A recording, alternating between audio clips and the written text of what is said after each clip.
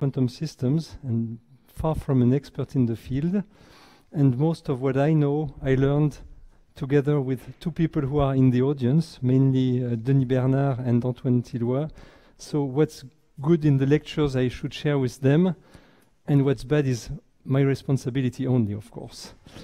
I will give 3 lectures, and I don't know exactly what I will talk about in the 2 next ones, but if I should announce a broad schedule, so this today will be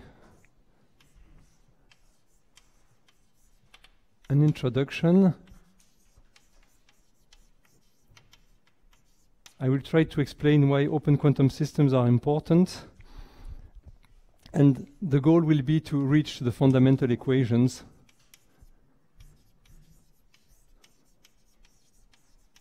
of open quantum systems.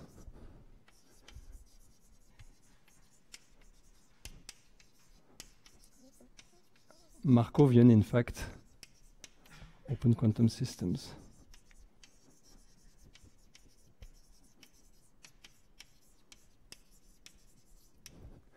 Then tomorrow I should talk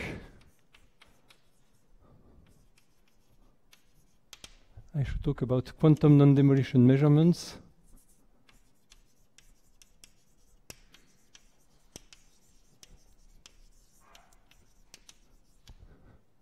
And also, if time permits, there will be something else.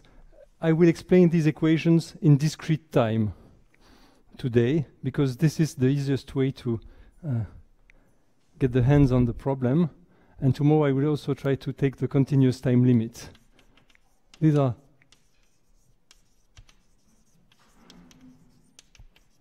basically 2 disjoint questions, but if you open books, mainly people focus on continuous time. So I will try to give you the steps to go from the discrete time to the continuous limit, so that you can compare with books and, for instance, with the famous Lindblad equation. And then, last lecture will be more descriptive, and we'll try to explain how to use non-demolition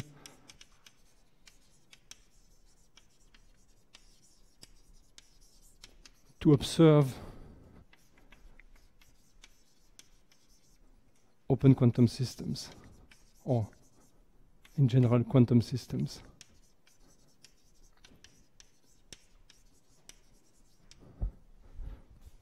And if time permits, I will also talk about something very briefly, which are quantum noises.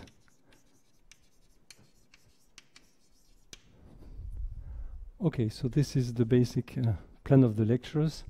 And I should try, I already employed some jargon, so I should switch to the introduction and tell you about what the subject is. Okay, so as you learned basic quantum mechanics, you didn't essentially hear at all about open quantum systems, and you concentrated on a few simple systems which were closed systems, like a harmonic oscillator or a hydrogen atom or things like that. And all the analysis was based on the fact that you could assume that the systems were isolated. They were just alone in the world. You had one harmonic oscillator, not influenced by light or whatever, or by a subway passing nearby. And this is, of course, an idealization. So somehow there is little need to motivate the need to study open quantum systems. And the basic ingredient in the study of isolated systems is that you have a Hamiltonian that describes the time evolution of the system. And if you look at finite time steps, you wouldn't see the Hamiltonian, you would just see a Hamiltonian of unitary evolution, which would be the exponential of the Hamiltonian times some time unit. Okay. And even if you can imagine that the system is isolated, there are instances when you interact with the environment, and this is when measurement takes place. So even if in the perfect models you looked at, like the harmonic oscillator, if you would really make a measurement, this would mean that your system is not isolated, and you do something to it which depends on the outer world. And in fact, one of the basic messages of these lectures is that, in fact, interactions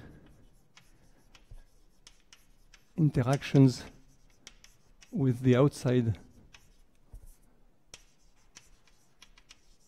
world can, in some sense, all be reduced to measurements.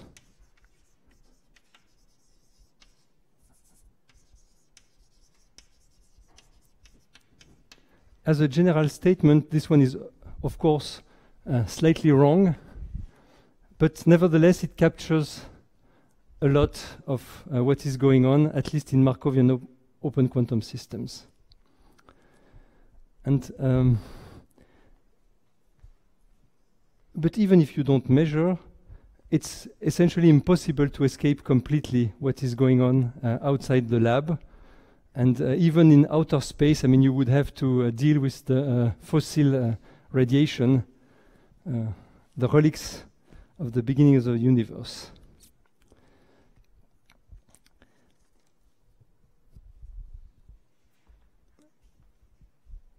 Open quantum systems are meant to explain many things in physics, and there are a few names that you can already have in mind. The first one is decoherence, which is, in one sentence, the fact that you never observe macroscopic objects in superpositions, like, you know, a coin that is at the same time head and tail, or things like that. Or it's the Schrödinger's cat paradox, the cat that is at the same time dead and alive. And the explanation, or at least the physical intuition for that, is that it's interactions with the environment that make this impossible to observe. And there are very beautiful experiments showing that indeed you can prepare things like that look like tiny Schrödinger cats. Basically, there are some assemblies of photons. You are able to put 6 or 8 or 10 photons in a superposition state, but as soon as you try to do it with more photons, at some point, you don't have enough control on the environment, and the thing decoheres very fast to become a statistical mixture and not a pure state anymore. So decoherence, and the other thing that you want to explain, among the other things you want to explain, is yes, how, well, in more general terms, how the outer world influences a quantum system.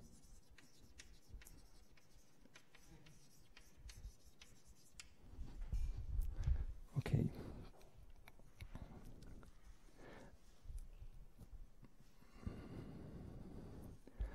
And in fact,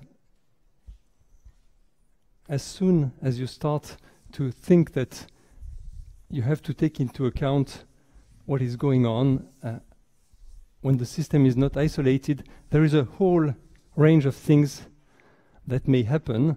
And so you start from the utmost idealization, which is isolated systems,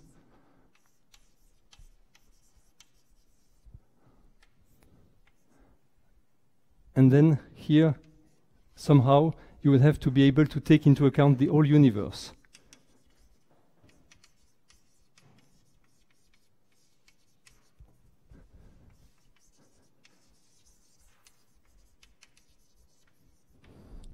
And then there are a variety of situations, and you make approximations which are more and more complicated, and of course you never really reach that point, but we will focus mainly here on the next order of difficulty, which is indeed Markovian open quantum systems.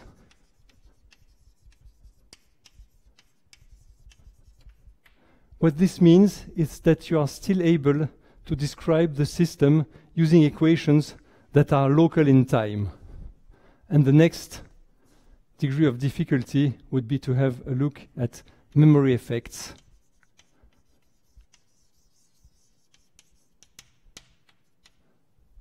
Somehow, at the price of making things hard to compute with, you can always reduce your analysis to the subsystem, but then to compute, basically to know the system at time t plus dt, you have to know it in the whole range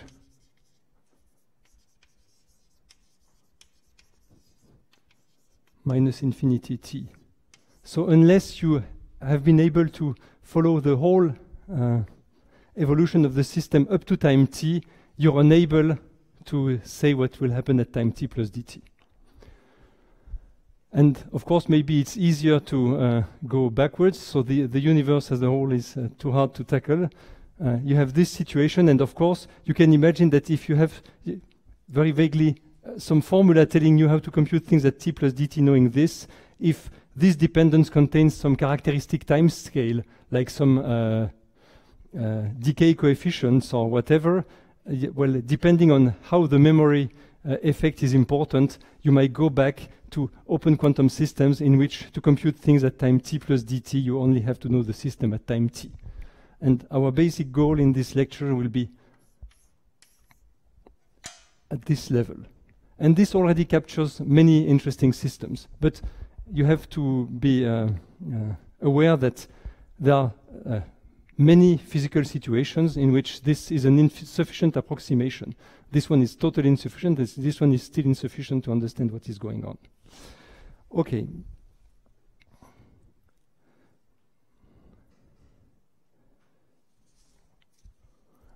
And one of the important consequences, so here you have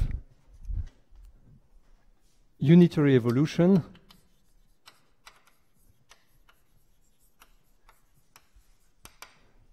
And then when you have a description of the system itself, which takes into account in some effective way the outer world, then you get to non-unitary evolution, which is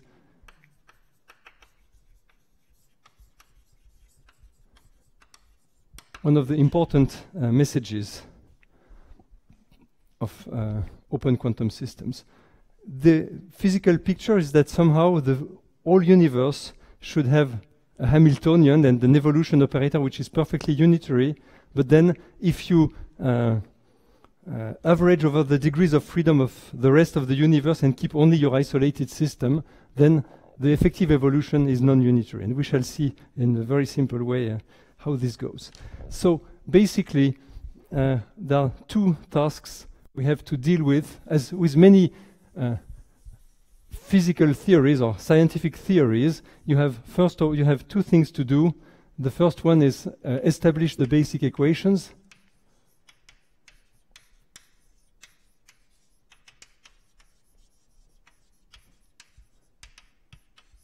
The formalism.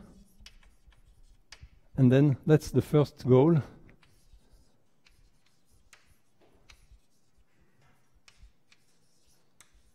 And goal 2 is to be able to analyze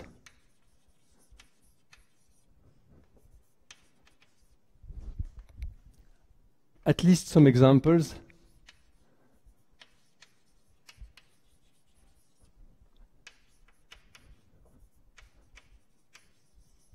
because this is how we get some intuition.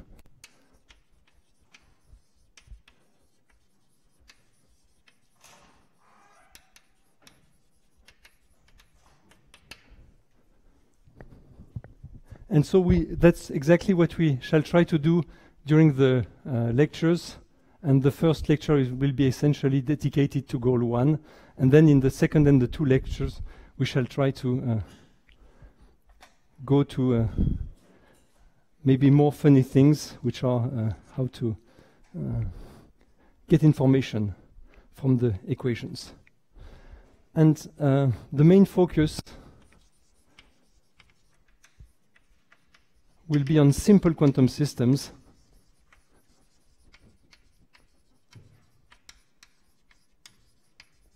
which means basically 2 or 3 dimensional in the Hilbert space.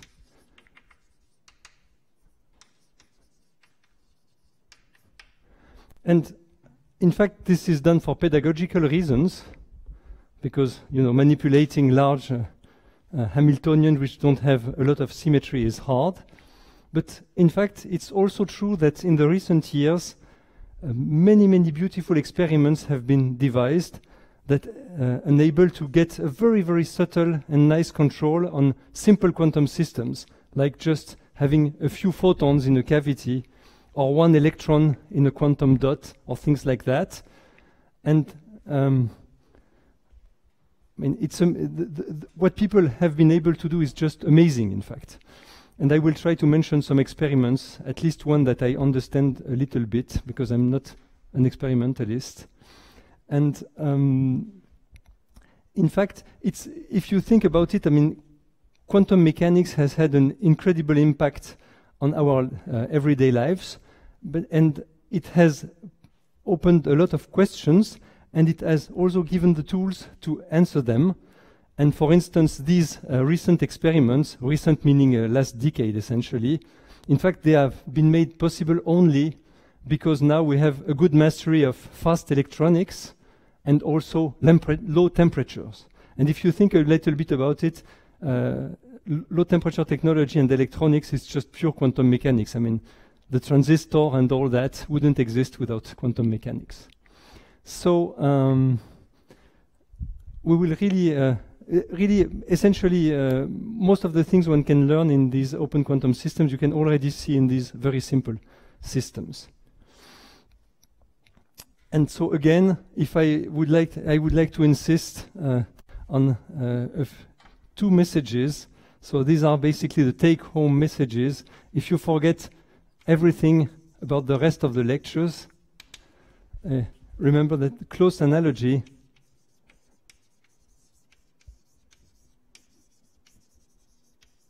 between, let's say, should I phrase this? On the one side, you would have contact with reservoirs, like reservoirs of particles or of energy, and in fact, measurements. The analogy is extremely simple to formulate. It's just a 1-line equation that I will write down at some point, but it's very important. And the other one is that among these measurements, there are some things called non-demolition measurements, and it's the possibility to use non-demolition measurements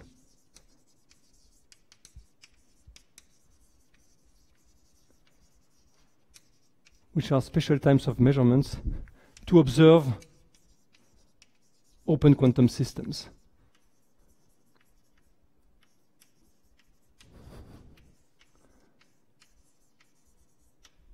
Okay. So these are the basic messages. And there is one thing I would like to add, which engages only the lecturer, because there is one. This is a joke I heard just last week. I hope I will be able to. There are 3 things people shouldn't talk about during a party, which is religion, politics, and quantum mechanics. And the reason being that it's so controversial on certain issues. So quantum mechanics is still worrying many people. What is interpretation? What is wave function collapse? Why is it non-unitary? blah, blah, blah, many things. And I think, in fact, these experiments, non-demolition measurements and all that, they really are a good entering point to start thinking about these issues. I would certainly not claim that I have a consistent theory of what is quantum mechanics that explains everything. I don't even try to, because it's not for me. However, I mean, this line of reasoning on open quantum systems is a very, very good place to raise many questions and indeed really have answers to decide whether or not the ideas we have in mind work correctly. As you may know, there are now about, if you look at Wikipedia, for instance, about 50 interpretations of quantum mechanics, and then 25 of them are called major interpretations. So if you think about the pigeonhole principle, this means that at least one of them, which is called major, has less than 4% of people who believe in it. So, it's like, just like the European elections, where you have 25 or 50 or whatever lists. Well, anyway. So, but I think it's really a good place to enter this discussion. Okay, so now I would like, this ends basically the introduction just with words, but I will go on a little bit with the introduction just to show you a little bit some of the systems I have in mind when I talk about simple quantum systems.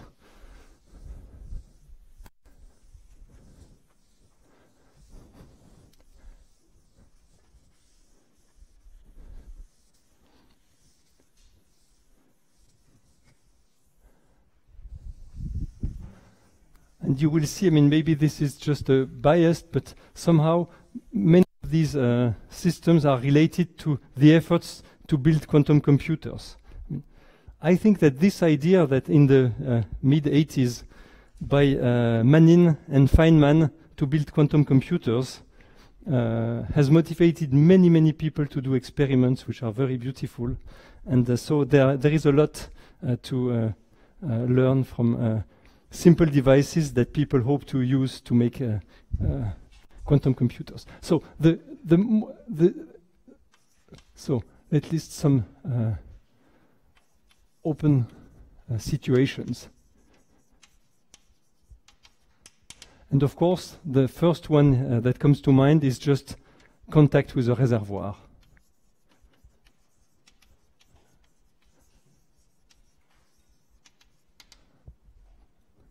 And for instance, you have a system,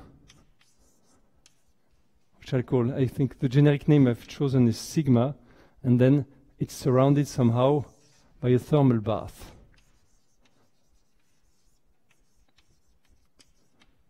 So basically, the theory of open quantum systems should be able to explain what is going to happen to the system when it goes to thermal equilibrium. Okay, so this is a thermal bath would exchange energy with the system, but you could also exchange particles. And one case which is very nice and microscopic. I mean, well, you could do this microscopic or microscopic, and of course you have this situation, and at least in this situation, there are some general principles that tell you where you should end. I mean, if you start with the system in a certain state and let it evolve in contact with the thermal bath, in the end it should go to thermal equilibrium, and for that we have a theory. But of course, we could also decide to be in a different situation in which you have a thermal bath at temperature T1. And here you have temperature T2, and then here you have the system. And then, well, our present knowledge of physics doesn't give any universal answer to that kind of questions. You can end up, well, it's not, there is no fundamental principle telling you what is going on. And the situation is the same in classical physics. I mean, you don't have to go to quantum mechanics, and the situation is not worse in quantum mechanics, but this is largely ununderstood. And there is another type of system where you are not going to exchange energy, but you are going to exchange particles, and these are quantum dots. So I wanted to show you a picture of a quantum dot. I think these are, you see, this is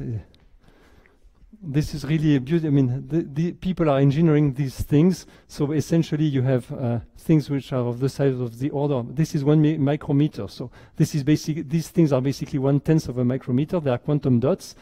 Some electrons can hop from one to the other, and you can inject electrons and do things. And you can also control what is going on in the electrons by putting some potentials. And so understanding what goes on for these systems is also, and of course, the environment, these are very small devices, so the environment is going to have some effect on them. And this is one of the archetypal things you can study. And in fact, we shall mainly study a little bit cases. Here you have 5 quantum dots, if I'm correct. And we shall mainly study things where you have 2 quantum dots, and most of the time they will not even have connections to injection or of electrons. Okay. By the way, I also tried to find some illustrations for thermal bars, but if you look at the web, that's the only thing you can find. So I decided not to. No, sincerely, I mean, I would have liked to show you a nicer picture than that, but it's not on the web. I mean, there's essentially no things. Okay, so this is these are things. Okay, and but then you would like to put measurement into play.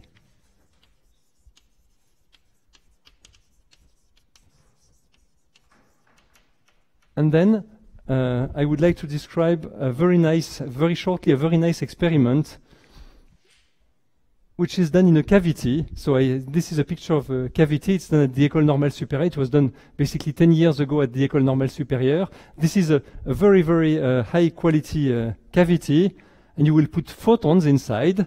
And of course, if these photons are alone, then nothing much happens. But in fact, what you do is a bit more subtle. You have these photons inside the cavity, and you are going to test the photons in the following way. You are going to let things we shall call probes in general. In that case, these probes are just Rydberg atoms. You shall let these probes go through the system. These Rydberg atoms have the peculiarity that they are extremely sensitive to the electromagnetic field.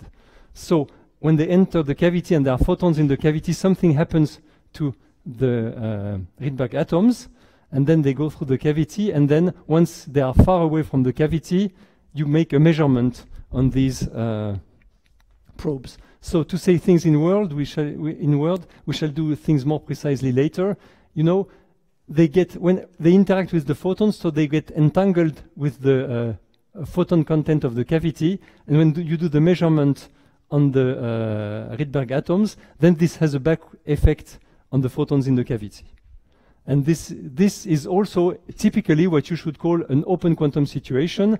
What is your real interest is the inside of the cavity, the photons inside the cavity, but they interact with the rest of the world, and you would like to know what is the fate of these photons when you do this for a long time. Okay.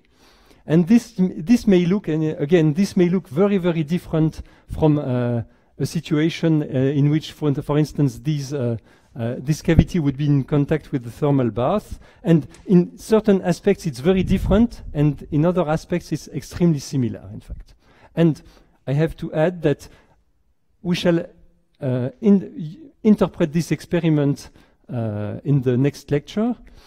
And in fact, in the third lecture, we shall see that these people, they also used this technique to study what happens if indeed this cavity has, on top of all these atoms going through, has a coupling to a thermal bath. And in fact, this will be the occasion to observe quantum jumps. By this, I mean that it will be able, these people were able to record the number of photons in the cavity and see them jump by 1 unit from time to time due to thermal contacts. And they are able to do so just because what they use to do the measurements of the photon number of the cavity is the interaction with the probes. Okay. So this is one experiment, and in fact, so you have cavities. This is called cavity QED. well, this is called quantum electrodynamics, the previous one, but in fact, this is electrodynamics, or quantum electrodynamics, of course, but if you remember your lectures on quantum field theory, quantum electrodynamics can seem to be something very complicated, but in this situation, you just have one mode in the cavity, so you have a finite number of photons in a single mode, and they interact non-relativistically with some components outside. So there is really, technically, I mean, there is no renormalization and creation of whatever, and it's very, very simple to analyze. Okay, so in fact, you can do basically the same thing with what's the so-called circuit QED, and I would just like to show one of these small devices that have been made, and the idea is that just you have something that is called an artificial atom. Basically, it's a small cavity again, which reacts exactly like a single atom, and you excite it using some microwaves, and this is used to produce the microwaves. And here we have two of them, and here is the artificial atom. And these experiments, I have to say, I don't understand them very deeply, and I prefer to concentrate on the cavity QED experiments, which are quite transparent to understand. But basically, anything you can do with cavities, you can also do with this circuit QED. Okay. And for instance, these things have been used to build nice technological objects. And for instance, this is a picture of a Toffoli gate. So what does that mean? I mean, if you've already studied a little bit how you do computations, at least classically, you do computations using gates like AND or NOT or C0 or whatever, that you input a certain number of bits, and then you get, at the end of the computation, you get a certain number of bits, and any computation can be reduced to the combination of many, many simple objects which are called gates. And here is a quantum computer gate, which is called the Toffoli gate due to the name of its inventor. And this Toffoli gate is one of these operations in quantum mechanics that you cannot do classically. And so this is something that has been really hardwired on cavity QED. And for instance, all the groups over the world that do this, they claim to have made broken some records. And for instance, you can factor simple integers, or you can, with one of these circuits, you can, for instance, prove that there is one search algorithm which is more efficient quantum mechanically than classically. Okay, and one of the challenges for for those objects is indeed decoherence, which is that as soon as there are very tiny interactions with an environment, you lose coherence, and then you lose all the power of quantum computing. Okay.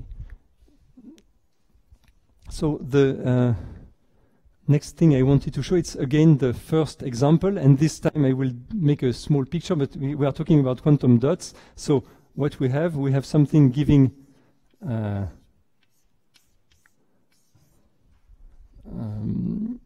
can give electrons, and this does the same. So we have reservoirs for electrons, and then you have these two dots that can carry an electron. So basically you have a certain number of states. You can have one electron on the left, one electron on the right. To a good degree of approximation, you can imagine that the electrons, they repel each other, so there is never an electron both on the left and on the right.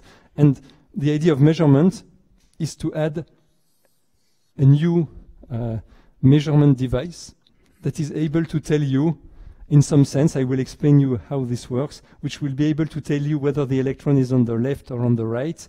And then, so you see, you can study then somehow mixed situations in which, first of all, you would have some kind of naive open quantum systems, which is one in which you have contacts with reservoirs. But in fact, the fact that you make measurements to decide where the electron is, if there is one electron, is also something that contributes to turn the system into an open one.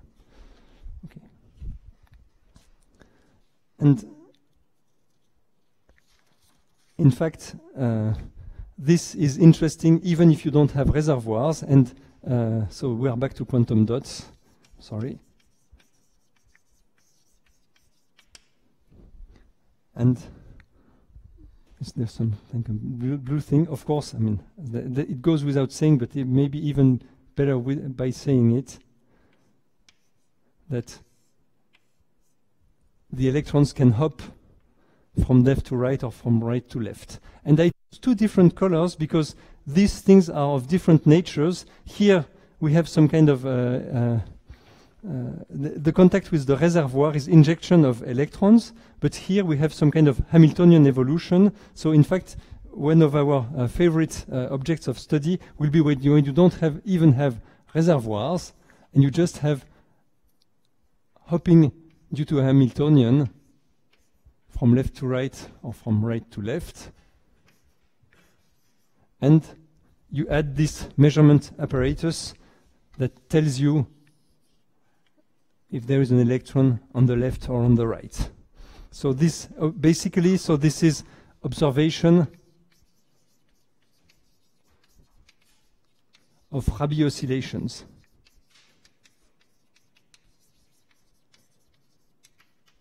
This is simple. That is simple, and this is a system that is simple enough to allow for some observation. I'm sorry.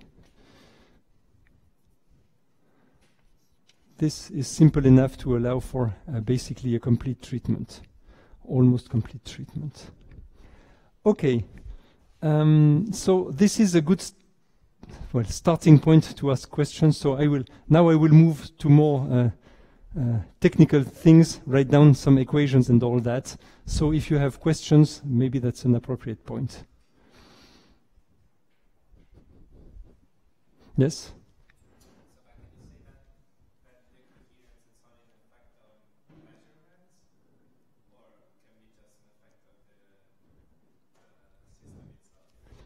Well, it can be an effect of the environment, and in fact, you can, for instance, in that case, do you?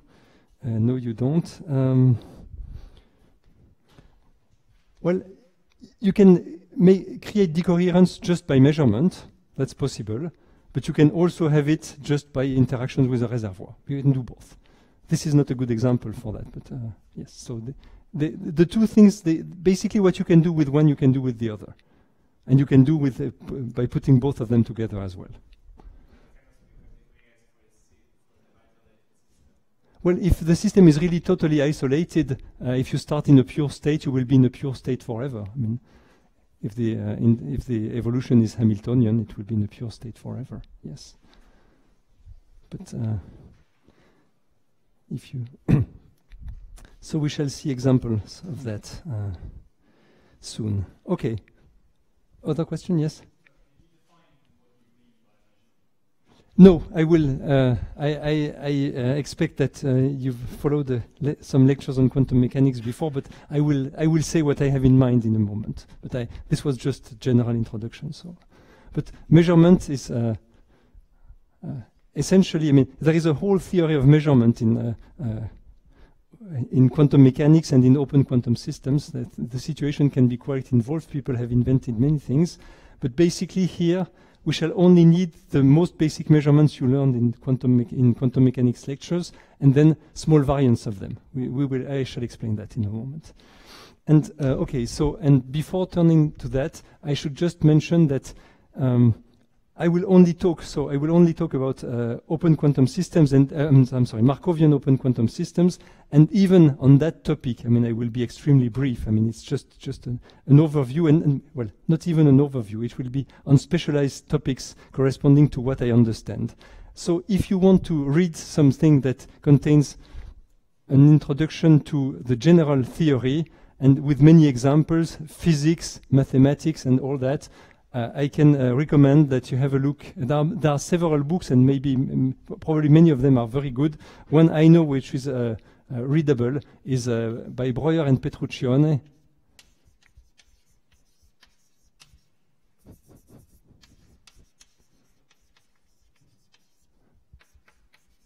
The name is The Theory of Open Quantum Systems.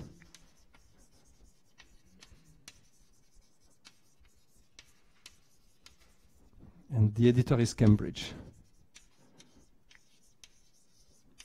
And if you still have some money spared after buying Fredkin's book, you can invest on that one as well, or find it on the web. Whatever. Okay, so now we go to the real stuff.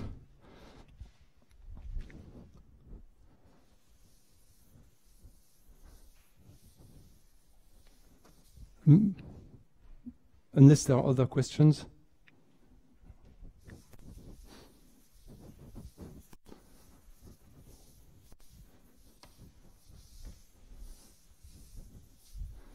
So now I do have a question for you. Is there anyone in the audience who is unfamiliar with density matrices? Okay. So I will briefly tell you what. You are familiar or unfamiliar? No, you are familiar. Everybody is familiar. Perfect.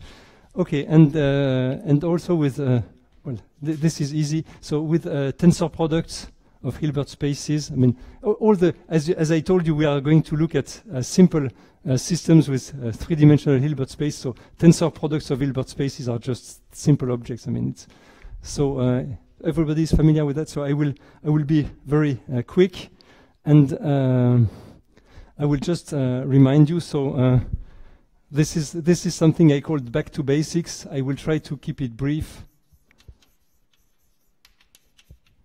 So basically, to do quantum physics, you need a Hilbert space.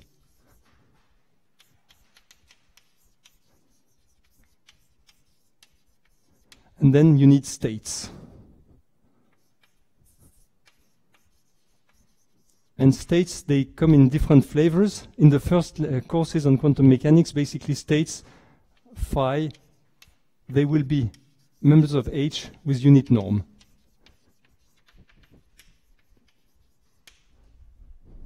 But however, the physics is in fact invariant if you change the phase of this state.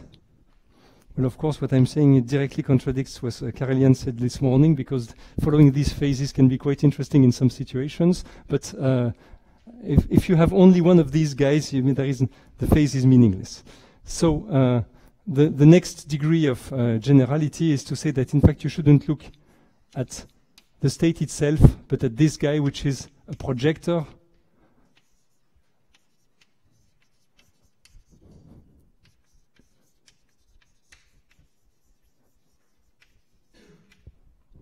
on a 1D subspace of H.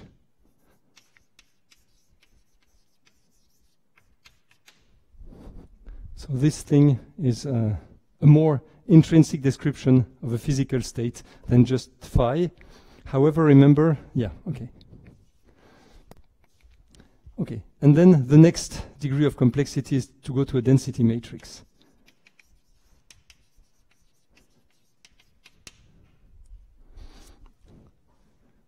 And the standard notation is rho. And then you also have observables. And usually they are described as self-adjoint operators on H. And when you have observables, then you can also start to talk about results of experiments. And I will not enter into any debate on that, but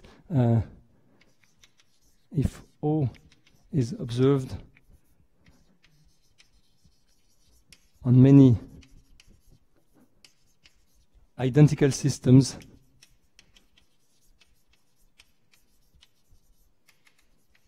in state, let's say phi, then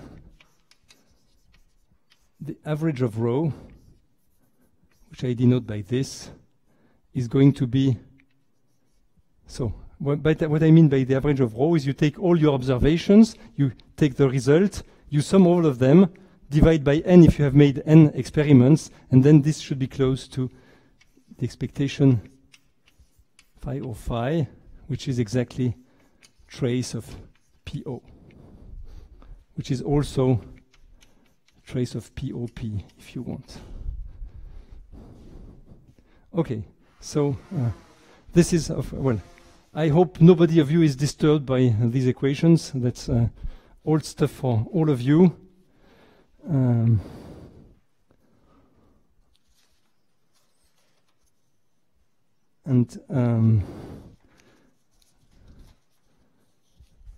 okay, so now I will say something which is almost as elementary. It's about compound systems.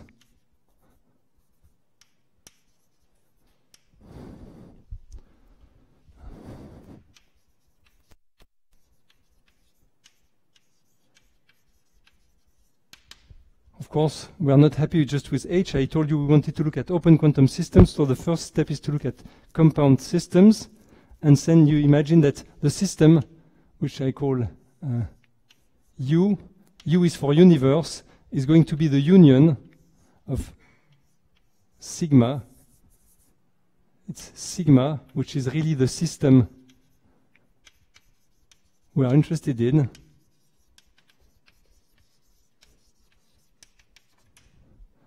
And it's the union with E, which is the environment. And if I spaces, I will try, it depends. I mean, I will either use H as a generic name for a Hilbert space or as the Hilbert space of the universe, but then for the system I will try to keep always the notation that here I do have Hilbert space HS H sub E. Okay, and this one has Hilbert space H, and then I remind you that H is just HS tensor HE. Okay, and this is the right place to say just one word about the two possible origins. Well, there are many more, but two possible origins of density matrices.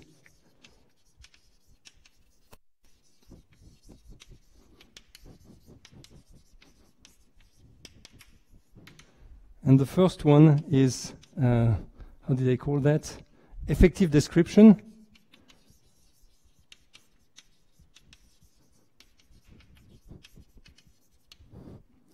And the next one is statistical ensemble.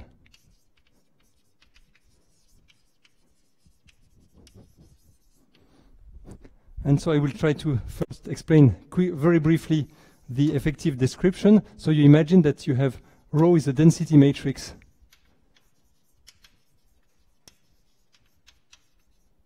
on H, but you want a system observable O. And when I say that it's a system observable O, what I mean is that in fact this is just the tensor product of an observable acting on the systems times the identity on the environment. Okay? And now I ask the question, which has an obvious answer in fact, but now is there some rho s that allows me, that is enough to compute expectations of average values of observables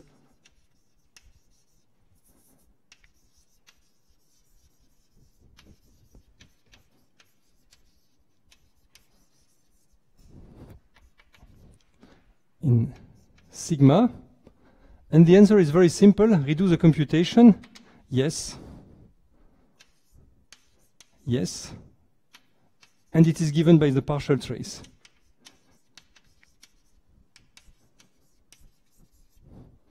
Partial trace over the environment.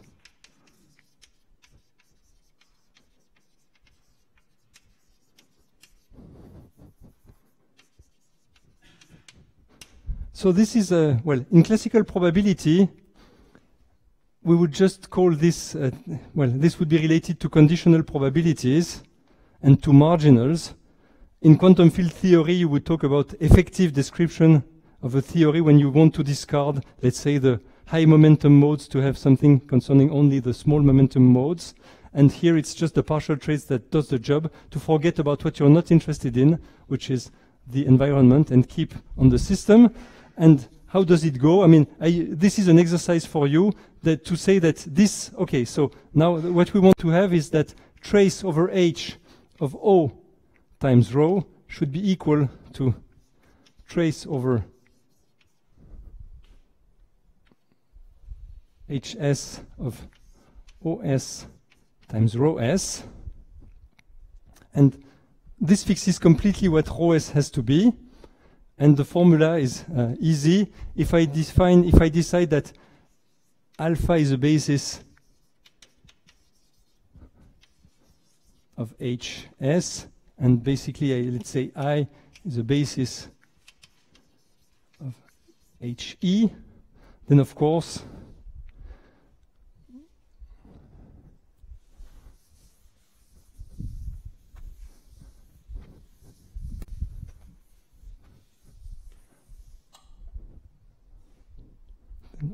what you will find, and I use obvious notations for matrix elements, then what I should find is that alpha rho s beta has to be the sum over I of alpha I rho beta I. Okay, so this is the partial trace. By definition, this is written as this equation here is exactly equivalent to the fact that rho s is equal to the partial trace over the environment of rho. And indeed, I mean, I just look at what happens. So, okay, well, I don't want to say more about that, but if you have any problem with that, then try to get confident quickly with it. Okay. And so this already gives an answer to why density matrices, and this is a small exercise for you. Imagine you have rho s on hs. There is a he and a pure state phi on h, which is equal to hs tensor he, such that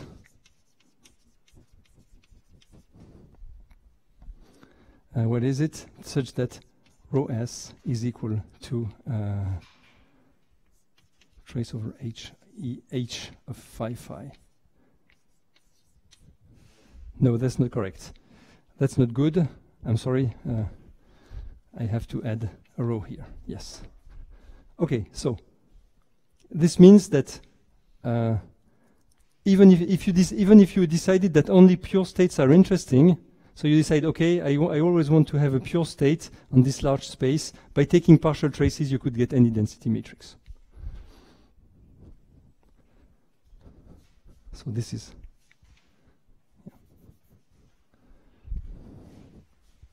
Wait, well, no, there's something wrong.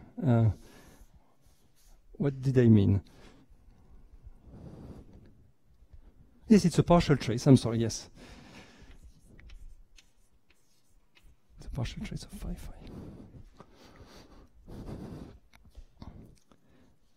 Okay, so from that viewpoint, it's impossible to escape density matrices. And it's even more obvious if you think that, let's say, H is a small system, HE is extremely large. Deciding that you want to keep phi all the time because you want to stick to pure states is just crazy. Imagine that HS is just two-dimensional. Then density matrices are basically parameterized by 3 parameters, and you could even, at least you could do some effective description or phenomenological description of what is going on using rho s with just 3 parameters, whereas working with phi is just hopeless. I mean, so. This is one of the reasons to go to this. Okay. The second one, so, is statistical ensembles. And this is another vision of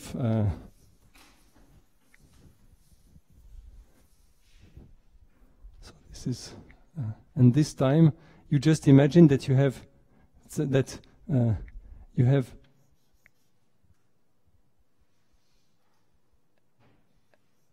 NK systems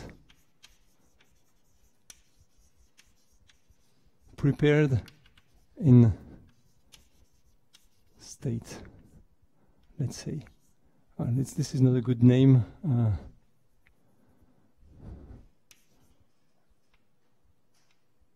and phi k systems prepared in state phi k for k equal 1 up to m, let's say.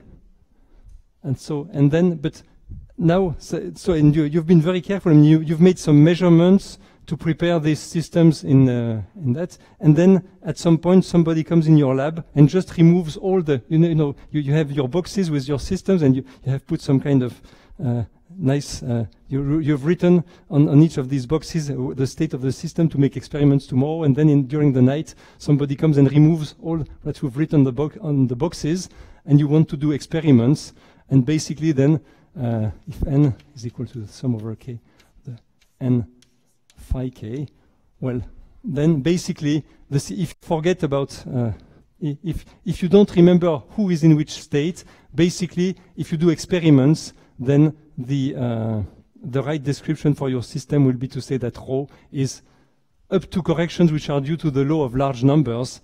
The rho is going to be 1 over n, sum over k of n phi k, phi k, phi k.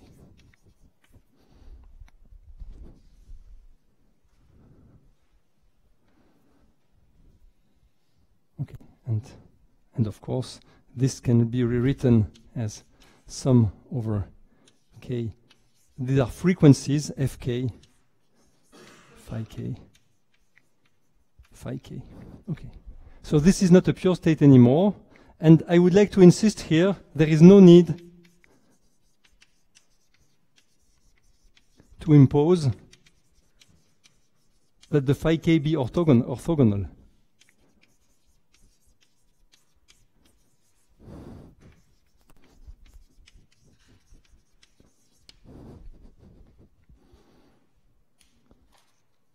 Okay, I guess it's time to make a break. Thank you.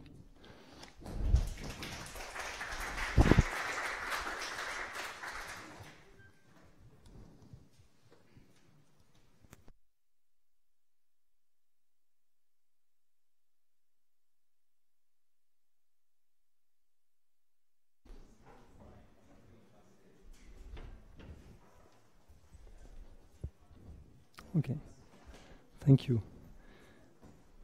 So, I promised to make a brief reminder on measurement, and so I just wanted to mention, so you imagine measurement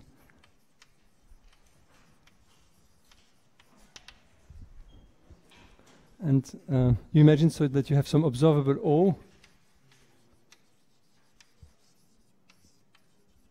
on H, and you write its decomposition as sum of lambda I pi, and these are orthogonal projectors.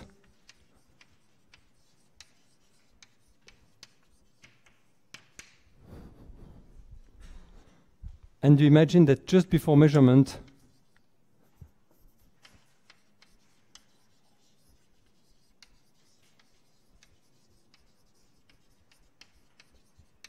state is phi, then just after measurement,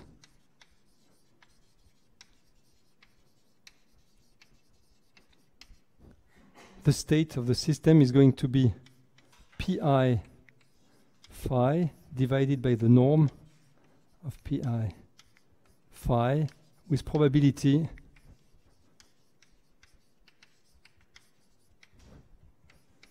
norm of PA phi squared. So that's something you all know, and the generalization to density matrix is just as easy.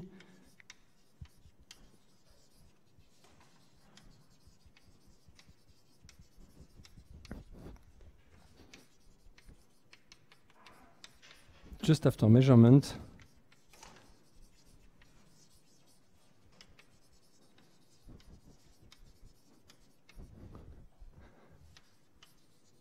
state is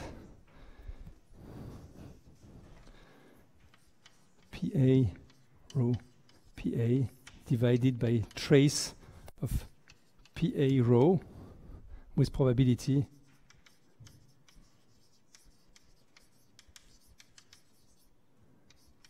trace of PA rho. And I just wanted to insist for 1 second that this factor here in the denominator is exactly matched by the probability there. This is something that is a bit obscured if you look at what happens to the wave function, but if you look at what happens to the density matrix, well, in fact, there is a nice balance between the denominator that appears in this formula and the probability. And of course, this factor here is just to ensure that the new density matrix is still trace 1. Okay, so and this is okay, and so this is a sketch, extremely rapid sketch of von Neumann measurement. And you see that in this game, you assume that, I mean, either there is no evolution of the state at all, I mean, the Hamiltonian is 0, and then just before means any time, and just after means any time after. But as soon as you have some Hamiltonian evolution, of course, when you, after the measurement, you start to evolve again. And so this image of a measurement is instantaneous. And this is idealized. This is an idealization.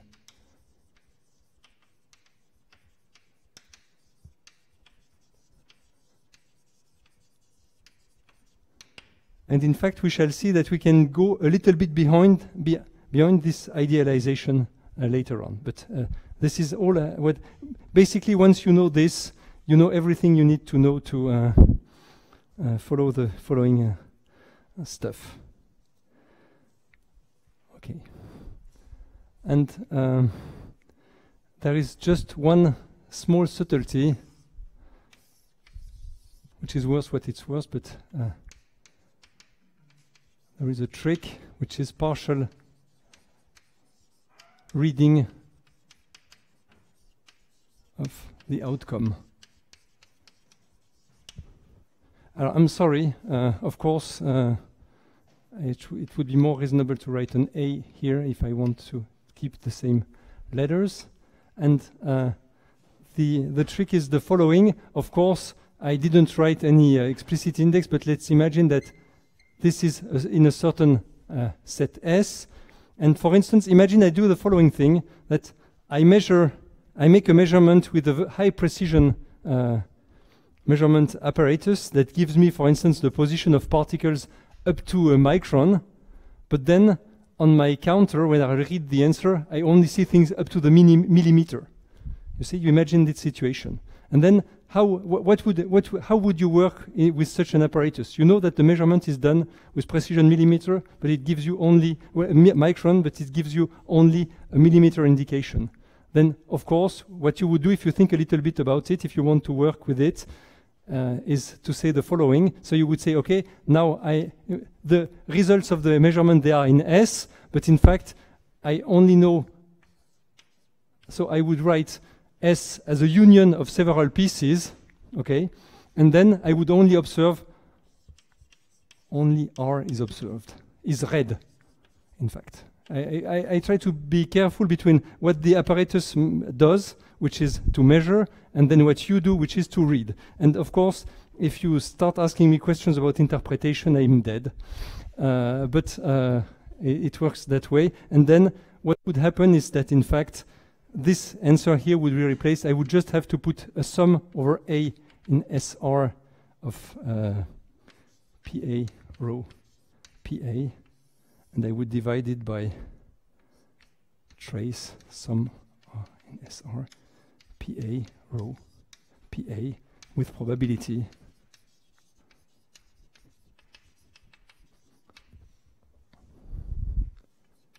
trace of sum over A in SR of PA rho. So this is an important equation, so I will surround it with. Okay. And in fact, this is already, if you want to make some very down-to-earth philosophy, you can try to prove this equation from two different viewpoints. The first one is, what happens if I make observations of some other observables of the system after measurement, and you will see that it fits nicely. And the second one is, which means that you believe somehow that rho is an intrinsic property of the system. And the second one, which is more Bayesian, which is just that rho is how would I say, the knowledge you have of the system. It has it's not real. I mean, it's just you have your rho, but somebody else in the audience would have another rho. The ones who do not listen at all would have no rho at all. But so we would all have our rho, and in that case, this formula is just some kind of Bayesian formula that is obvious. So you can. It's quite funny to see that if you look at this business of making measurements and all that, depending on the philosophy you have of what the density matrix represents, either it's objective or subjective or whatever, certain formulae are just obvious in one view and a bit more complicated to establish in another view. However, or vice versa, I don't know of a single instance in which the point of view you have on the density matrix would give you a different answer. But of course, if you can see in 1 second some formula and it takes you 10 minutes on the paper with the other interpretation, you might say that at least to save your time and mind, it's good to have your own interpretation of quantum mechanics. But anyway, so this is a nice formula that we shall use later. Yeah. Yes. Yes. I'm just putting together all the results because I only, you see. Yes. What is puzzling you? Well, but it's not a projection anymore because it's not the same as summing over PA. No, it's not. No, definitely, it's not the same. And this is in fact killing coherence. You see? Well, yes. Look, let's look. Imagine now that rho is a pure state here. Then when you measure, you find a pure state afterwards still, okay? It will be, essentially it will be this guy. If you take a pure state and you make a loose measurement, it's not a pure state anymore, okay? So this is one of the major, this equation in fact contains the hints for decoherence. Because you start from pure states and you kill.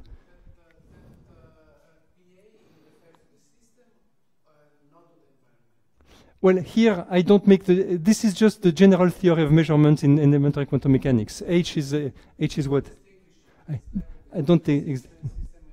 No, but I think that my measurement apparatus is outside the system. Nevertheless, I mean, don't include it. Okay.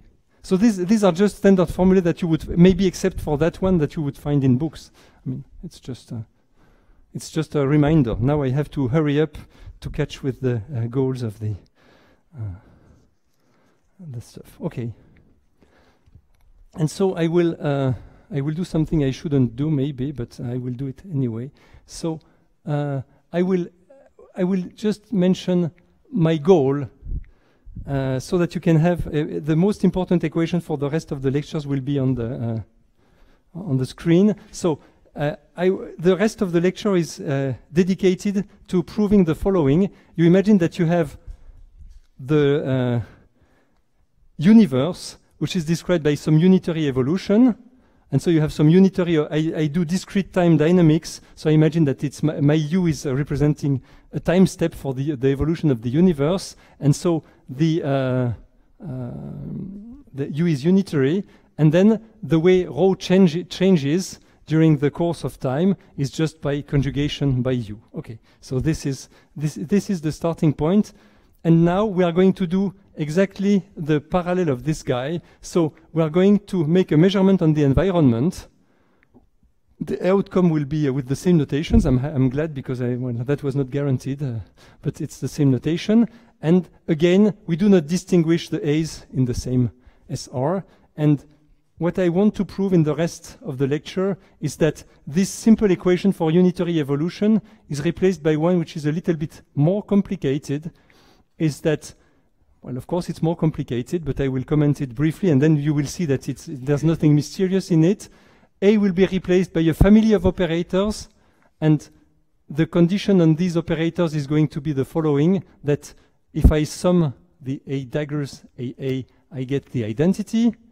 And then the transformation of rho. You see, this is very reminiscent. Here we had we had projectors. Here we have more complicated things, these AAs. It's easy to check that if you put projectors as usual, this would work as well. So you have this divided by this, and the probability, you just replace everywhere the projectors by the A operators. Okay, so this is the main message for the rest of the lecture, is that Markovian open quantum dynamics is these are the fundamental equations for Markovian open quantum dynamics.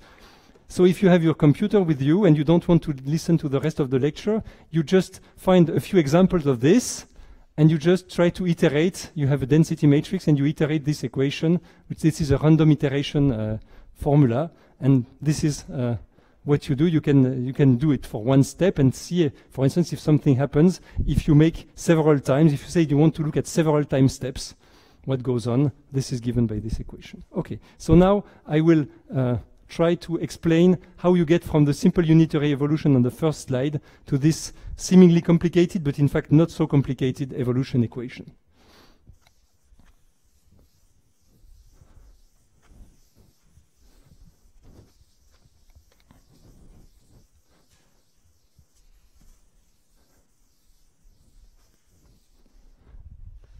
Maybe it's a good point to stop because the back to basics is finished. So if you have questions, maybe that's a good point to ask a few questions before I move on to explain what these things are.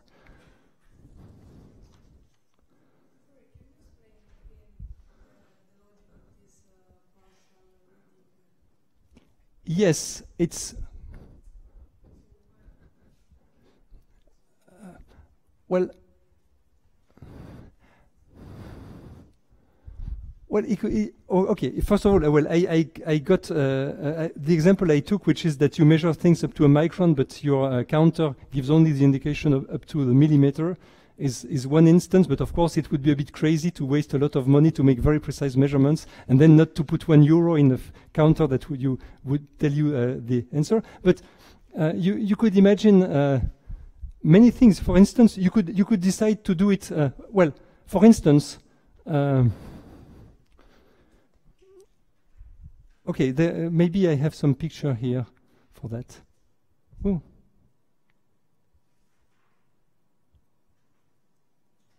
I'm sorry. Yes, so imagine that you do a Stern-Gerlach experiment. So what is up is before quantum mechanics and what is down is after quantum mechanics. So you separate, you imagine you stand electrons with spin, let's say, along this direction, and you put them in the magnetic field, and then you separate them in two beams of electrons along that direction, of course.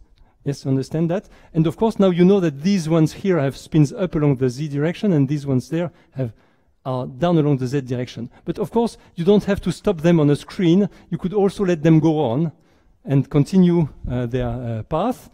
And if you would make now a measurement on the full beam of electrons without taking care about whether or not they are up or down along the z-axis, you would exactly do what I'm saying. It would be just, you don't care about, you want to make an experiment and you don't care about what the result was, you just want to know that there are eigenstates of z, but you don't want to know if they are plus or minus. That's exactly what you would do.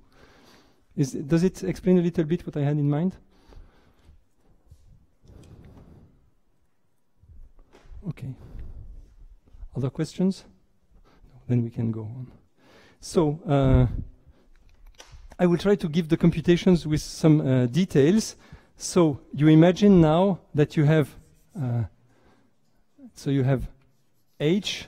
Now, from now on, most of the time, H will just be the tensor product of the Hilbert space for the system and the Hilbert space for the environment. And then you have U, which is unitary on H.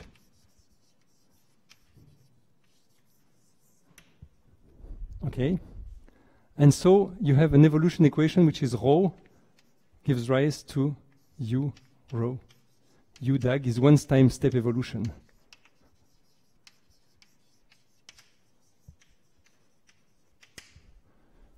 And then you face immediately a difficulty, which is the following. Now what you're really interested in is rho s, which is equal to trace on over the environment of rho. Okay? And what is the relationship with rho s after one time step, which would be, let's call it rho prime s, which would be trace over the environment again of u rho u dag. Well, if you think a little bit about it, there is no reason whatsoever why there should be a simple relationship between rho s and rho s prime. It's you've scrambled everything. So, for instance, it's easy to find examples where you would have several rho s prime, possible rho s prime for a given rho s. So knowing rho s doesn't fix the value of rho s prime. And even if it would, I mean, the relationship could be extremely complicated. And there is one simple situation,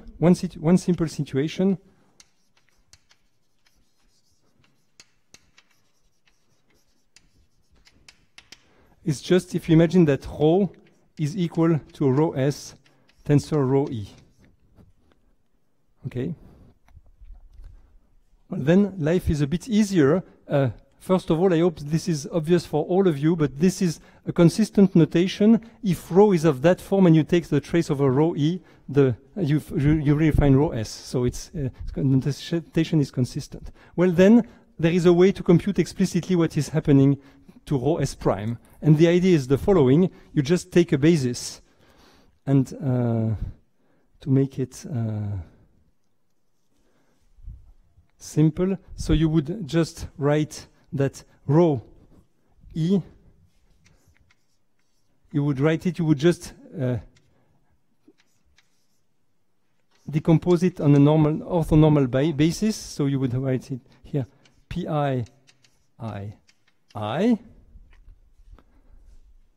and then you would define, okay, this is, I let you do the, is it what I wanted to write? Yes. You would define aij alpha beta. This is just a definition, which is square root of pj, and I want to make it alpha I u beta j. And if you define these operators, you will find easily that rho prime s is equal to, you just insert this formula here, you insert this formula where it has to be inserted, and you will find that in fact rho prime is going to be the sum over aij rho s aij dag.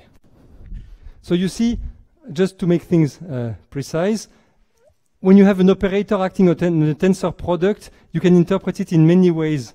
A matrix acting on a piece of the tensor product with elements matrices in the other one, and in all possible ways. Here, I decide to consider I view this here as defining some kind of operator acting on HS, and in fact as a family of operator acting on HS with labels I and J. And so you just plug everything in, and what you get is this formula, which is quite simple.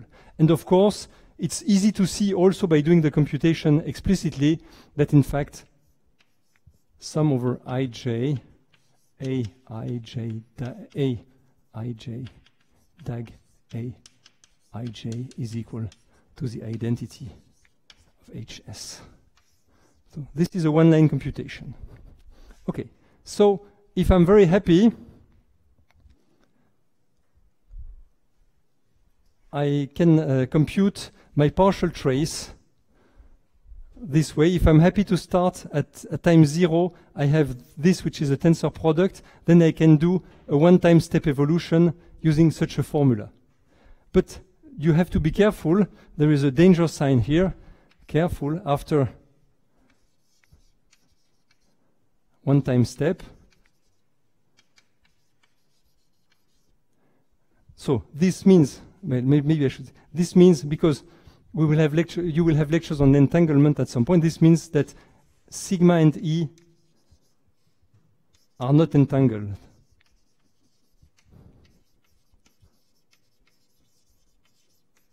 At time 0, and after one time step, in general,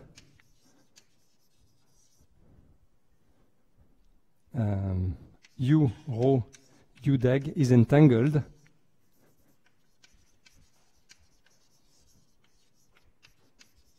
there is no rho prime E such that u rho u dag, which by definition I call rho prime.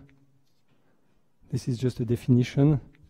This in general is not equal to rho prime S tensor rho prime E. So this is something you can do as soon as the two pieces are not entangled, but it's just a one-shot gun. Can do it once. Okay. So I would like to explain now that, in fact, it's not so bad. You can imagine situations in which, indeed, that's not too bad that the two are entangled and you can go on. And I would like also to explain that you can be a bit more general than this setting, so that you can be a little bit more general in these equations. So the step one, so our aim is still to go towards this equation. Step one, which is quite easy, is the following, is that in fact, if A belonging to S is a family of operators on HS such that sum over AA dag AA is equal to the identity on HS, then there is HE U on H, which is equal to HS tensor HE, and psi on H in H, such that the partial trace over the environment of U rho, I'm sorry, I take rho equal rho S tensor psi psi, and I claim that I can choose U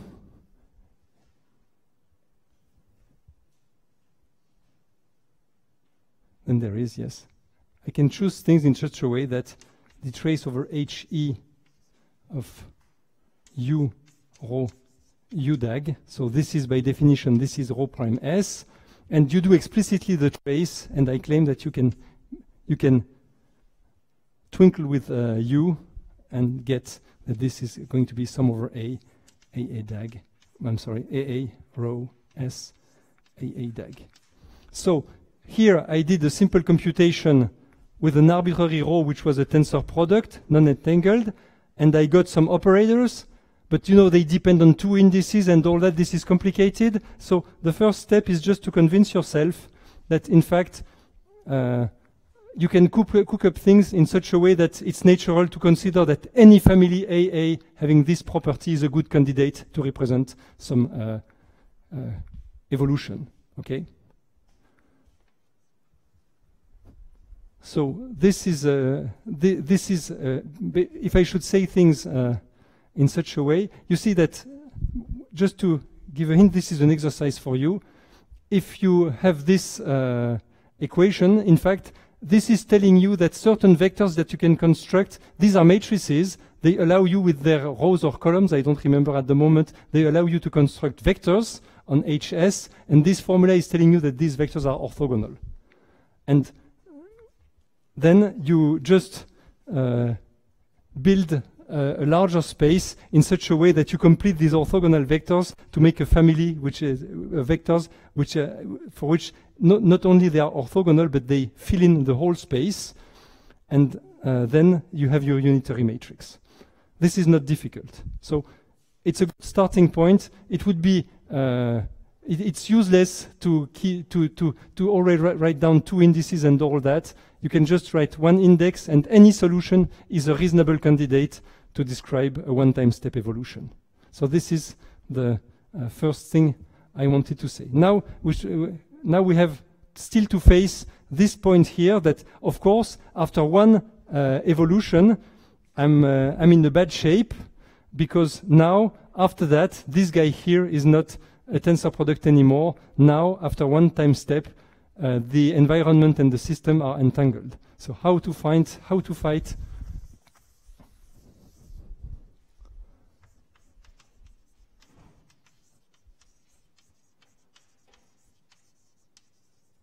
against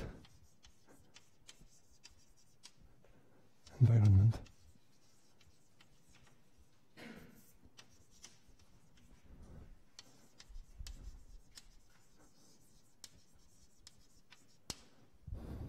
Well, okay, of course. I mean, I choose to do it the formal way somehow, but you could also do it. I mean, in a physical way. You could try to argue that if well, this is an argument that you can find in books, that if the environment is very large and it has time to relax after the interaction leaves it the time to relax and all that, then you could say, of course, mathematically, it's not true anymore that this is exactly a tensor product, but in fact, the corrections to the tensor product structures are very small, and you can go on. Essentially, this means that the environment is large enough to have a significant impact on the system. However, the system is too small to have a significant impact on the environment.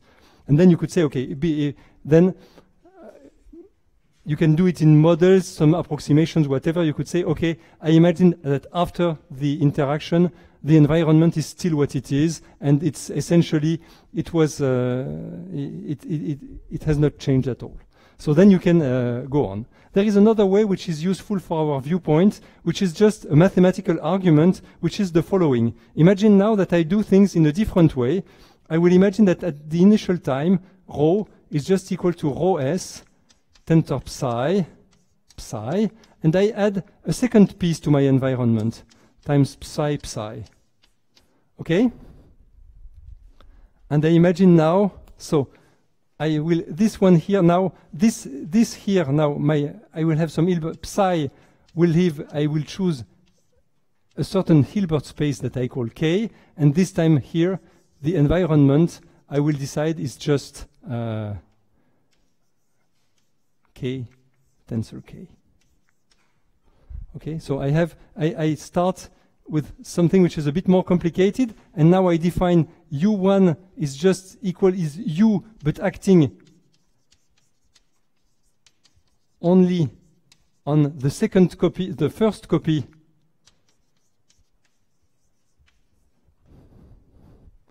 should remove this, acting only on the first copy of K.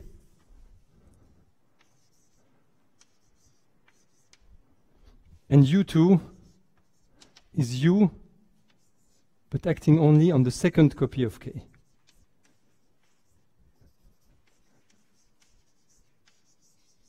So it's easy to write down U1, it's a bit more complicated to write down U2, but U1 would just be, I would write it as U tensor identity on K. And U2, you see, U2 it would do exactly the same as U, but on these two guys, leaving this one intact. Okay, is that fair enough for everybody? I guess if some people here are used to whatever notations you use in integrable systems and quantum groups and all that, you understand what I mean by putting these little subscript. But anyway, okay. And then you see the nice point is that because U is acting trivially on certain copies, now you can iterate twice.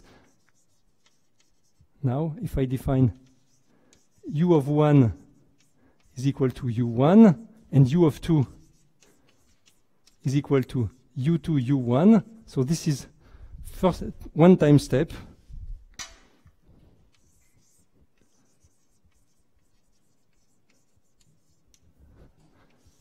Here is two time steps.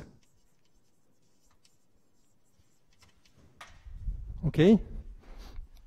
Then it's easy to see that in fact the equation, you see, taking partial traces on one space commutes with actions on the other spaces and all that. So the result is simply that indeed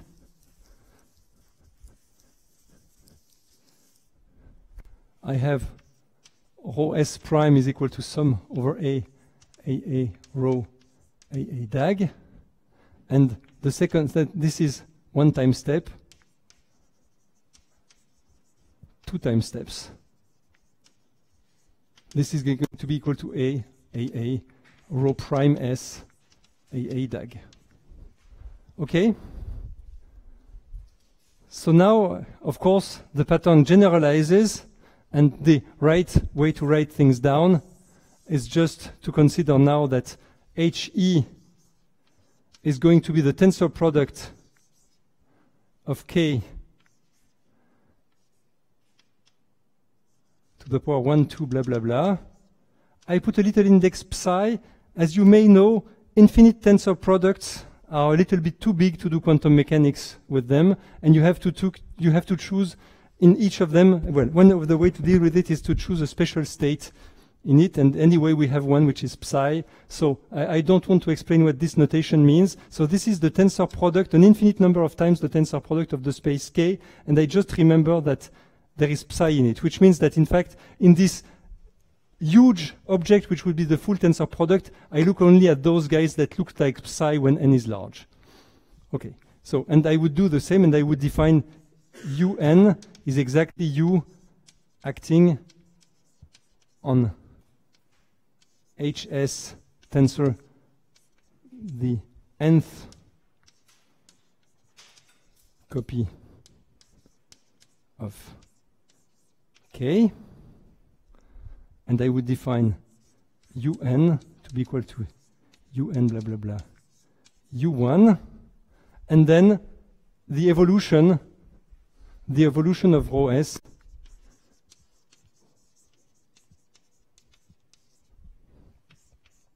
is just the iteration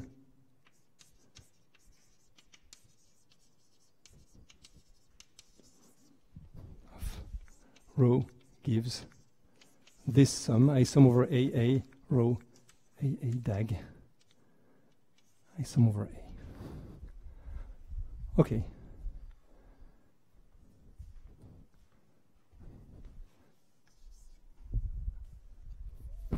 So even if you don't follow the details of this construction, which is easy, I mean, you have to do it on your own sheet of paper, the moral of this is that it is fair enough to iterate. Iteration, the moral is iteration of this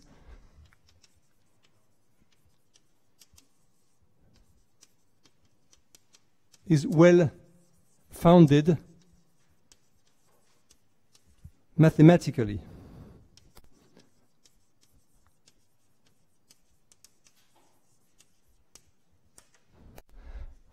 Mathematically. Now, you could say, okay, but mathematics is interesting, but I want to be a physicist, and it's a good idea. And so I would like if some physics could be around.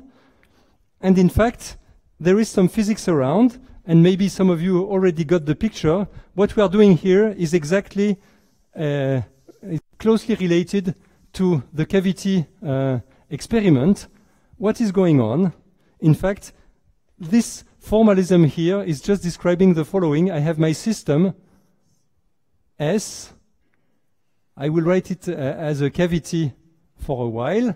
And what I'm doing here is that I'm sending, okay, so then to have the indices right, I have to look at my little picture in the notes. Well, I don't have any nice picture. Okay, so, and it's not S, it's sigma, I'm sorry. And in fact, each of these psi's here, it's just I'm sending something in state psi. I have something in state psi arriving here, another one in front. There is one inside, let's say. And there are some outside. They are not psi anymore. But you see, they enter one after the other and interact with sigma. And they go back, and they go by. And after one has passed, I send another one, another one, another one. And of course, this can look, well, how is this related?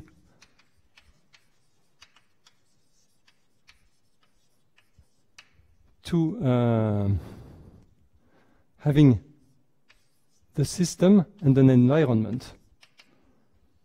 Well, that's a good question, and we shall try to give some answers to it. But at least, so the physical picture is the following. this is just describing repeated interactions of the system with identical probes. This is exactly what the formalism does. And so you see, this one enters here, entangles with the system, goes back, another one comes, entangles, and blah, blah, blah. And if you look at the evolution, you will find exactly this iteration.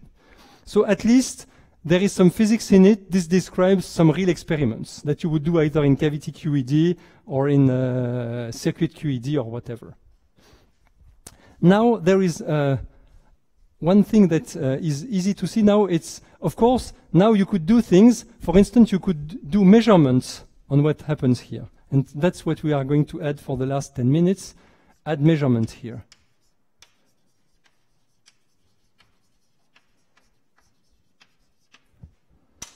Okay. So, yes, that's okay. And the effect of measurement.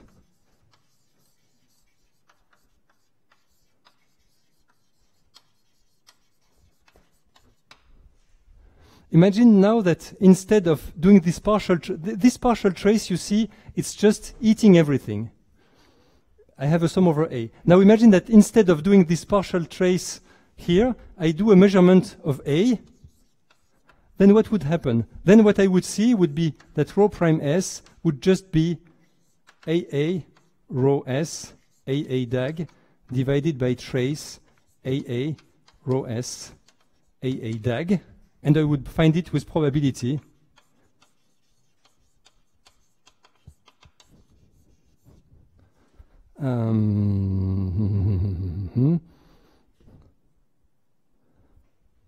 Well, of course, this trace. AA, rho S, AA DAG. Okay? I measure A. I should this looks like the standard letter A, so okay, okay, so the effect of measurement is just, I mean, that's just obvious. Instead of having this, you would just have the same evolution. This would evolve in the same way, and then you would project and you would see this. And if after partial and if the reading is only partial,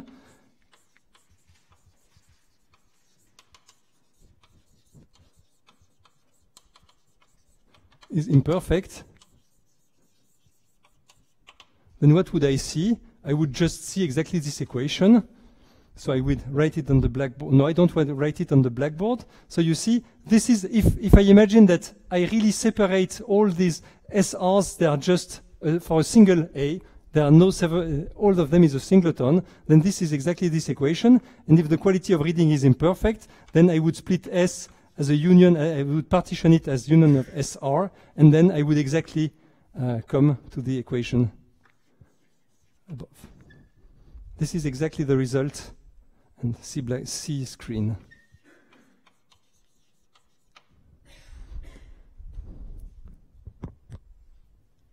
So, just to summarize, if I send probes one after the other, I get exactly the evolution operator I'm describing here. If then I trace over the environment, I get this evolution. If I don't trace over the environment and I measure A and I read the outcome with precision, I get this one, I get this. And if I read the outcome but imperfectly, I get a slightly more complicated equation which is written on the blackboard. Okay? And I will, okay, I've been faster than I expected, but maybe you have many questions to ask about that. No, that will be fine. Okay, so there is one last thing I would like to add, which is some kind of a miracle.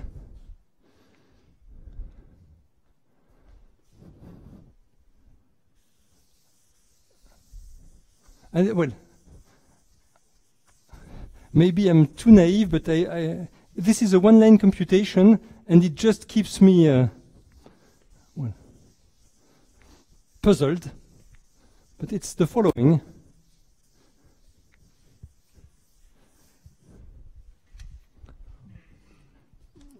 So we shall see that it still applies to this complicated formalism, but let's go back to basics for just 1 second. I told you that if I measure, if I have a measure O is equal to sum of lambda A PA, and then my density matrix rho becomes PA rho PA divided by trace PA rho PA with probability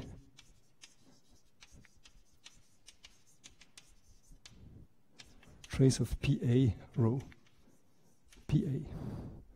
If I wanted to make it look more like this one, I would just put the DAGs because PA is self-adjoint, but anyway, okay.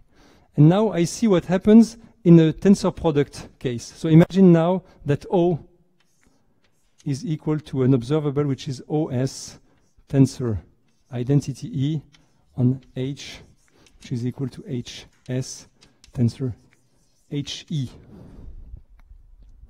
Okay. No, that's not what I'm sorry. I want to do exactly the opposite this time. I want to have something which doesn't act on HS and is an operator on E. Well, then it's easy to see that the evolution equation for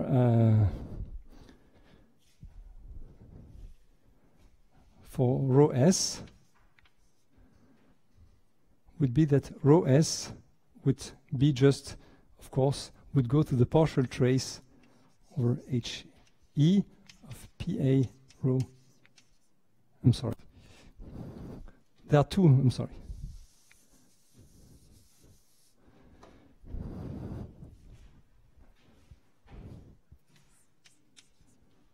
I have rho S, which is equal to trace over HE of rho. And imagine now that I look at what happens after measurement.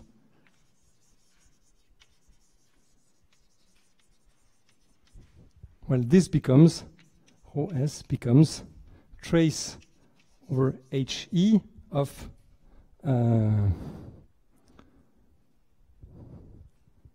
I'm doing it badly. Okay, so now this means that I can assume, of course, that in fact each of the PA I can see, I can write it in fact as the identity times a certain PA. Okay? This is a bad notation, but you see, I can, in fact, this operator O is acting only on HE, so I diagonalize it on HE. So, okay, so let's change the notation. So I would have here OE, and then I would, well, this is a bad notation, but let's write it in red, PA. Okay, so this is just, okay. And then after measurement, of course, what I would find is just that rho S has become rho S.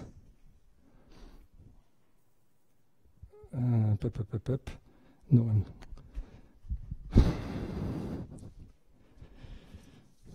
how did I do it?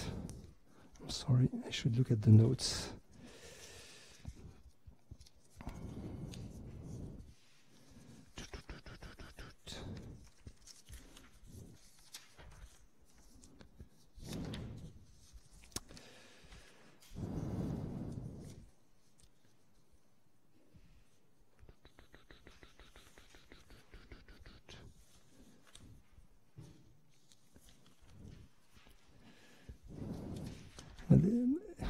I'm really sorry because this is, I'm just saying a triviality, and of course I'm unable to write it correctly. But it's really annoying.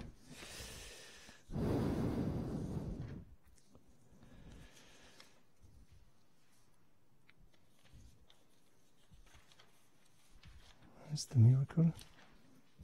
Of course, I must have lost some of my sheets of paper, of course.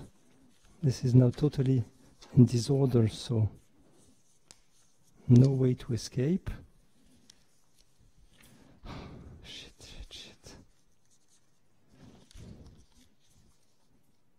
Well, okay. There is no point in being stupid for one more minute. You will have another occasion tomorrow, so I will explain that tomorrow. I think I will stop here for today. Thank you. Here they are. Well, here they are, my equations. Here is the piece I was missing. So do you have, you know, it's just like the, so where is the small miracle? There is a small miracle somewhere. Maybe you can say in words what you want, what you were aiming. Yes, yes. Yes, yes, you're totally right, Andrea, and this is even easier to say in words than in equations, but this is just a triviality. The message is, which is trivial on this equation, in fact, is measuring and averaging over the outcomes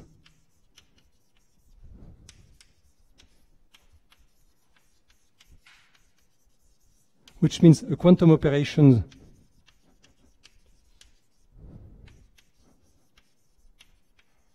plus a classical operation. I measure, which this is quantum, but I average over the outcomes, this is classical, is equivalent to a partial trace, which is a quantum operation. It's so trivial that, of course, I fail explaining it, but I will show it to you on the blackboard because it's just obvious. So this is my transformation for rho s. And now imagine that I decide that I have made my measurements, but I average on the possible outcomes.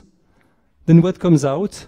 Well, you will see very easily this denominator, I told you, this probability will cancel nicely with the denominator. And in fact, the equation can be written as expectation of rho s is just equal to the trace over HE of rho prime. Okay, so this is the equation I wanted to come at, and I don't know why okay, this was just, forget about it. And this is the message. So averaging over the outcomes of an experiment is exactly equivalent to taking a partial trace. So from that viewpoint, this formalism of letting probe go, if you think that this equation, sum of AA rho AA dag, is worth something, so it describes your interaction with an environment, there is an equivalent way to have this description, which is by doing a measurement and averaging over the results of the measurement. So this is just a trivial property of traces. I mean, but nevertheless, it has deep implications, and it's really completely related to the compensations between probabilities and denominators. Okay, I stop here. I'm sorry.